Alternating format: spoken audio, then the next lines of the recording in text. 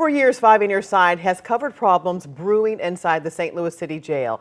Beyond the current headlines, these issues have been festering for decades, long before the City Justice Center was even built. In partnership with the Marshall Project, our Justina Coronel shows us how the past has lingered into current day issues. It's a picture of the past. In 1915, the primary city jail opened just southwest of City Hall. Eventually, in the 1960s, it became a place of riots, overcrowding, escapees, and disturbances. People knew about it because people would scream from the windows as people were walking to the Opera House or walking to City Hall. The jail came down in the late 60s and a new one opened. The inmates will be well taken care of. The medium security institution known as the Workhouse. We came up with this book and it says, what can we do about the city jail?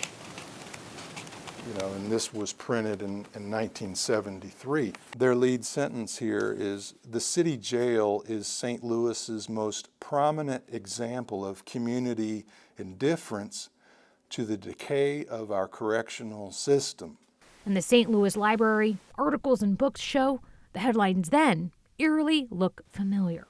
These are the same things happening over and over again. The Workhouse became a problematic place too, getting torn down this year.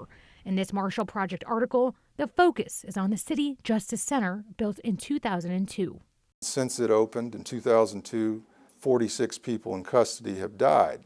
As reporter Jesse Bogan puts it, the CJC was supposed to make things better. Despite different buildings, the images stay the same. Back-to-back leaders repeat a resembling message. They want to put all the responsibility on me, but we have to look at things in its totality and say, how long has it been going on? There have not been repairs to both MSI and the Justice Center for many years. We believe we're doing a good job here, but of course we're going to look at all of it. We have been hard at work changing the culture and the conditions of the City Justice Center, which predate my administration. At the helm, there have been multiple commissioners rotating in. Several people have gone into this job to lead it with a lot of support behind them, with a lot of good ideas, and then sometimes pretty quickly they ran out of steam. Bogan spoke to every permanent commissioner since 1998. Gene Stubblefield said, jails are a city problem. It's not a corrections problem. One of them said it, was the worst decision I ever made. More recent leaders said the job had become increasingly politicized, more about getting votes than concentrating on fixing core problems. These are the issues at hand. We talked about unaddressed mental health challenges among detainees. They talked about inadequate and inexperienced staffing, budgetary concerns, infrastructure woes, and lack of involvement from the broader community. Community leaders like advocate Michelle Smith and St. Louis Alderman Rasheen Aldridge want improvements.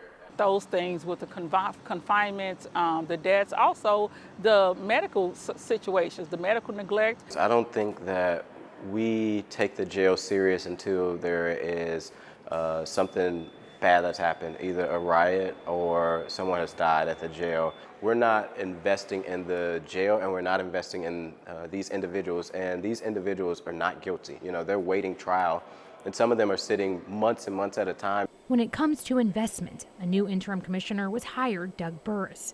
Under his leadership, time will tell what happens next. I sense that they want to see this succeed. I think they recognize that it's a very complex issue. Justina Coronel, Five on Your Side. And so far, the new commissioner has implemented several new programs to reduce recidivism.